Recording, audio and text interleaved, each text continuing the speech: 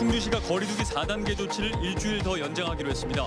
여기에 모더나 백신 공급 차질로 백신 접종 일정에 일부 변동이 생겼습니다. 청주 시외버스 터미널 일부 상점들이 불법 전대인 것으로 드러났습니다. 청주시는 이를 알고도 묵인해 왔습니다. 수능이 100일 앞으로 다가왔습니다. 처음으로 문이과 통합형 시험이 치러지고 국어와 수학에서 선택 과목이 도입됩니다. 충청북도가 고심 끝에 도의회에 생활임금 조례 제2를 요구하지 않기로 했습니다. 다만 시행 과정에서 위법 소지가 있는 조항은 시행하지 않겠다고 밝혔습니다. 여러분 안녕하십니까. CJB 8시 뉴스 시작합니다. 충북은 오늘도 코로나 신규 확진자가 30명을 넘기면서 30명 이상 확진이 지난 2일 이후 9일째 계속되고 있습니다. 거리두기 4단계 조치에도 확산세가 꺾이지 않는 충주시는 4단계를 일주일 더 연장했습니다. 여기에 모더나 백신 공급 차질로 백신 접종 일정도 일부 변동이 생겼습니다. 김기수 기자입니다. 8월 들어 계속 두 자릿수 확진자가 나오는 충주시는 거리두기 최고수인 4단계 조치를 오는 18일까지 일주일 연장한다고 발표했습니다. 지난 5일 오후 6시 이후 3인 이상 사적 모임을 금지하는 4단계로 전격 격상했지만 확진자 수가 꺾이지 않는 데에 따른 조치입니다. 감염 경로가 확인되지 않는 사례가 속출하고 방과 후 강사 관련 확진자는 17명으로 늘어난 상태입니다. 4단계 거리두기 지침에 따라 접촉을 최소화해 주시고 의심스러운 접촉이나 증상이 있을 경우에는 꼭 진단검사를 받으시기 바랍니다. 청주도 확진자가 10여 명 발생하면서 충북은 30명 이상 신규 확진이 지난 2일 이후 9일째 계속되고 있습니다. 이런 가운데 모더나사의 백신 공급 차질로 충북의 백신 접종 일정에도 변동이 생겼습니다. 55세에서 59세에 대한 2차 접종이 1주에서 2주 연기됐고 충북의 일부 자율접종 대상자의 2차 접종 일정도 8월 말에서 9월 초로 2주가량 미뤄졌는데 2만 6천여 명이 대상입니다. 하지만 충청북도는 1차 접종은 예정대로 진행되는 만큼 당초 목표로 잡았던 9월 말이 되면 접종 대상자의 70%가 1차 접종을 완료할 수 있다고 밝혔습니다. 가장 마지막 방어막은 백신 접종이라고 생각하고 있고 지금 변이 바이러스 나오고 있지만 그거에 대해서 위중증을 낮출 수 있고 예방할 수 있는 게 이제 백신이기 때문에 충청북도는 코로나19 확산을 막기 위해 다음 주 광복절 경축식을 취소하고 참배 행사로 대체할 방침입니다. CJB 김기수입니다. 청주시가 시외버스 터미널의 대부 계약을 경쟁업체가 있는데도 기존 사업자와 수의 계약을 통해 5년 더 연장하기로 하면서 특혜 논란이 일고 있는데요. 문제는 이뿐만이 아닙니다. 터미널 내 일부 상점들은 저희 취재 결과 불법 전대임이 밝혀졌는데 청주시는 이를 알고도 묵인해 왔습니다. 애초 청주시 행정에 착오가 있었기 때문입니다. 이태영 기자입니다. 청주시가 주식회사 청주여객터미널과 대부 계약을 5년 또 연장키로 한 시외버스 터미널입니다. 터미널 전체에 대한 대부 계약인 만큼 건물 내 모든 상점은 청주여객이 직영으로 운영해야 합니다. 실제로 그럴까? 터미널 내 한 상점에 들어가 영수증을 끊어봤더니 청주여객의 대표자명이 적혀 있지 않습니다. 직영을 하고 있지 않다는 얘긴데 터미널 내 이 같은 곳은 모두 5곳으로 확인됐습니다. 이들은 모두 청주시가 아닌 청주여객에 임대료를 지급하고 있었습니다. 시 소유의 공공재산 안에서 불법 전대 행위가 발생하고 있다는 건데 청주시 역시 이 사실들을 인지하고 있었습니다. 이걸 모든 걸 다 이제 직영으로 하려다 보니까 터미널 쪽에서도 좀 어려움이 있어요. 저희가 뭐 전대는 당연히 안 되지만 공유재산법을 살펴보면 대부받은 재산의 전대 행위는 대부 계약의 해지 사유가 된다고 규정하고 있습니다. 그럼에도 불구하고 청주시가 적극적인 조치를 취하지 못하는 이유는 지난 2016년 첫 대부 계약 당시 청주시 스스로 이 같은 전대 행위를 승인해줬기 때문입니다. 기본적인 법규도 모르고 덜컥 전대를 승인한 청주시는 이듬해 충청북도 감사에서 위법성이 있다는 지적을 받고서야 전대 승인을 철회했습니다. 그 뒤 청주여객 측은 상점들을 직영 형태로 전환해왔지만 현재 5곳이 해결되지 않아 명도 소송 등을 진행하는 과정이라고 답했습니다. 수의계약 특혜 시비와 상점 불법 전대 모두 청주시가 자초한 측면이 강하다는 점에서 논란은 쉽게 가라앉지 않을 것으로 보입니다. CJB 이태현입니다. 코로나 사태 속에서 수능이 100일 앞으로 다가왔습니다. 첫 문이과 통합형 시험에 국어와 수학에서 선택 과목이 도입되는 등 많은 점이 달라지는 만큼 치밀하고 꼼꼼한 전략 수립이 중요합니다. 진기훈 기자입니다. 일찍 개학한 고3 교실에 긴장감이 흐릅니다. 100일 앞으로 다가온 수능에 문제풀이에 집중하며 취약점을 보완하고 교무실에선 입시 상담이 한창입니다. 선택 과목을 빠르게 정해가지고 그거에 대해서 일단 EBS를 먼저 끝내려고 노력을 했고요. 기출 문제 같은 문제를 꾸준히 풀면서 계속 틀린 문제는 계속 다시 보고서 올해 수능은 처음으로 문이과 통합형으로 치러지고 국어와 수학 영역이 공통 과목과 선택 과목으로 출제됩니다. 정시 확대 기조에 수시에서도 수능 최저 등급이 포함되는 학생부 교과 전형의 비중이 늘면서 예년에 비해 수능의 중요성이 높아졌습니다. 개념이나 이론 중심보다는 실전 문제풀이에 전력을 다하는 것이 효과적이라고 생각합니다. 빨리 선택 과목을 결정을 해서 지금부터는 문제풀이에 올인하는 것이 충북교육청도 등교 수업을 최대한 확대해 학습 결손 줄이기에 나섰습니다.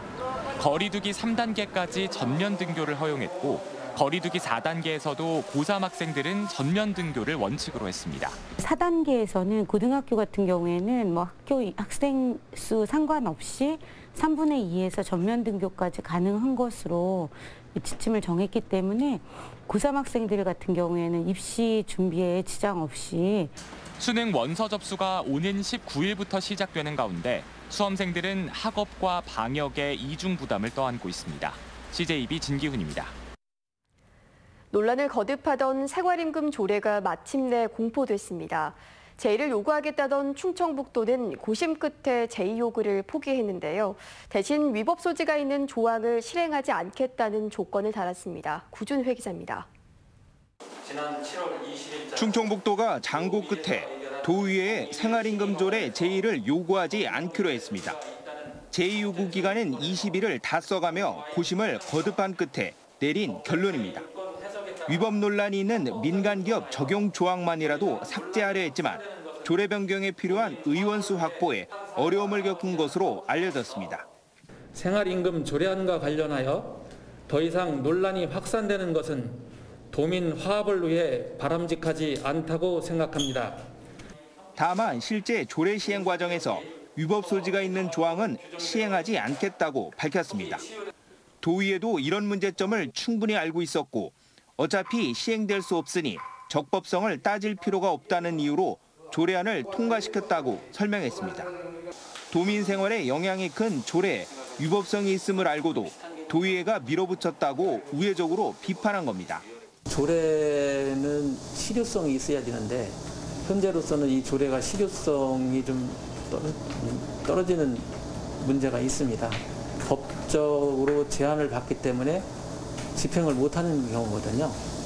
충청북도는 최대 11명인 생활임금위원회를 조만간 구성한 뒤 다음 달 말까지 조례 적용 대상과 생활임금 수준을 확정할 계획입니다. 생활임금은 통상 법정 최저임금보다 높게 책정되는데 구체적인 액수와 이를 적용받게 될 대상을 놓고 적자는 진통이 예상됩니다. CJB 구준혜입니다. 청주 분양시장이 펄펄 끓고 있습니다. 레지던스라 부르는 생활형 숙박시설이 역대급 청약 경쟁률을 기록했고 앞서 오송에 공급된 민간임대 아파트에는 전세권에 수천만 원의 웃돈이 붙기도 했습니다. 이럴 때일수록 냉정한 판단이 필요합니다. 조용관 기자입니다. 청주 고속터미널 부지에 들어설 160실 규모의 생활형 숙박시설의 청약 경쟁률이 862대 1을 기록했습니다. 만 19세 이상이면 청약 통장이 없어도 타입별로 누구나 5건까지 청약이 가능해 전국에서 13만여 건이 몰렸습니다. 특히 부동산 규제의 핵심인 주택수에 포함되지 않고 전매가 자유로워 실수요는 물론 시세 차익을 기대한 가수요 투자도 대거 몰린 것으로 분석되고 있습니다. 아무래도 아파트보다는 조금 더 편하게 소비자들이 접근할 수 있었던 부분들이 이번 청약률을 높이는 데 어느 정도 기여를 한 것 같습니다. 지난 6월 분양한 오송의 한 민간 임대주택 청약에도 18만 명이 몰려 경쟁률이 역시 세 자릿수대인 148대 1을 기록했습니다. 청약 규제나 세 부담이 없는 장점이 부각돼 임대 아파트에 수천만 원의 웃돈이 붙는 기현상도 벌어졌습니다. 당장 다음 달과 내년에도 두 차례에 걸쳐 오송 역세권에 3,400세대 대규모 민간 임대 아파트가 추가로 분양을 앞두고 있어 높은 청약률이 이어질지에도 관심이 모아지고 있습니다.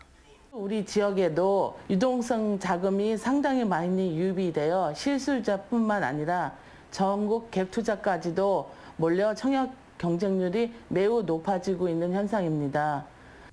반면 오창의 이 생활형 숙박시설은 미계약 물량에 대한 추가 분양을 하는 등 사업장별로 온도차가 크게 나타나고 있습니다. CJB 조윤광입니다. 충주의 한 시골길에서 40대 마을 주민이 뺑소니 차량에 치여 12시간이 지난 뒤에야 숨진 채 발견됐습니다. 구속된 뺑소니 운전자는 낮술을 마시고 운전하다 사고를 낸 뒤 무서워 그대로 도망쳤다고 진술했습니다. 박원 기자입니다. 지난 7일 오후 9시 40분쯤 40대 여성이 집에서 나와 이웃 주민을 만나러 도로 갓길로 걸어갑니다. 이 여성은 12시간 뒤인 다음 날 오전 9시 40분쯤 80m가량 떨어진 도로 옆 경사로에서 숨진 채 발견됐습니다. 주변을 지나가다 숨진 여성을 본 마을 주민들은 깜짝 놀라 곧장 경찰에 신고한 것으로 전해졌습니다. 풀이 이렇게 우거져 있으니까 잘 안 보이더라고요. 놀래고 말고죠. 진짜 당황했지. 경찰은 근처에 있는 방범용 CCTV를 확인했고 여성이 걸어간 뒤 곧바로 1톤 화물차가 지나가는 것을 포착했습니다. 차적조회 등으로 차주인 60대 남성을 특정했고 수사 시작 2시간 만인 8일 오후 12시쯤 자택에 숨어있던 가해 차량 운전자를 검거했습니다. 경찰 조사에서 이 남성은 낮에 술을 마셨다고 진술했습니다. 따라서 음주운전 가능성이 높다고 판단하고 경찰은 남성의 혈액을 채취해 국립과학수사연구원에 알코올 농도 분석을 의뢰했습니다. 사고 당시 충격이 있었음에도 불구하고 조치를 하고 가지 않은 부분에 대해서 저희가 이제 추궁하니까 자기는 이제 사람을 튄지는 몰랐다고 얘기하고 사고 난 게 무서워서 현장을 떴다고. 경찰은 이 남성의 사고 당일 행적을 추적하는 한편 도주치사 혐의를 적용해 구속했습니다. 영동군은 경기도 고양시에 있는 사료 제조업체 한홍, 그리고 충남 아산에 있는 건자재 생산업체 천지건업과 일라이트 지식산업센터 입주 협약을 체결했습니다. 두 업체는 2023년 6월 용산면 영동산업단지에 문을 열 일라이트 지식산업센터에 입주해 일라이트를 활용한 신제품을 개발하고 상용화할 계획입니다. 음성 청결고추 직거래 장터가 오는 12일 개장해 11월 7일까지 열립니다. 직거래 장터는 음성 청결고추 출하 시기에 맞춰 매월 음성 장날에 음성읍 하상 주차장에서 정기적으로 운영됩니다. 올해 참여 농가는 약 20농가로 지난해 판매 금액은 3억 4천만 원입니다. 도내 11개 중소기업이 충북교육청에 직업교육 발전에 써달라며 1억 300만 원을 기탁했습니다. 오늘 전달된 발전기금은 대원정밀 안혁 대표 주관으로 1계좌 300만 원을 기부하는 계좌 개념을 도입해 기업들의 많은 동참을 이끌어냈습니다. 기탁금은 11개 특성화고에 전달돼 기능인재 육성을 위해 쓰입니다. 청주시설관리공단 장홍원 이사장이 제10대 이사장으로 재임명됐습니다. 지난 2018년 첫 민간 출신 이사장에 임명된 장홍원 이사장은 지난 3년의 경험을 토대로 청주시의 공공서비스 품질을 한 단계 더 높이는 데 최선을 다하겠다고 밝혔습니다. 국민의힘 충청권 시도당은 충북과 충남, 대전, 세종이 하나의 공동체라는 데 인식을 함께하고 지역 현안과 이슈에 대한 적극적인 대응을 위한 시도당위원장협의회 충청대세를 발족했습니다.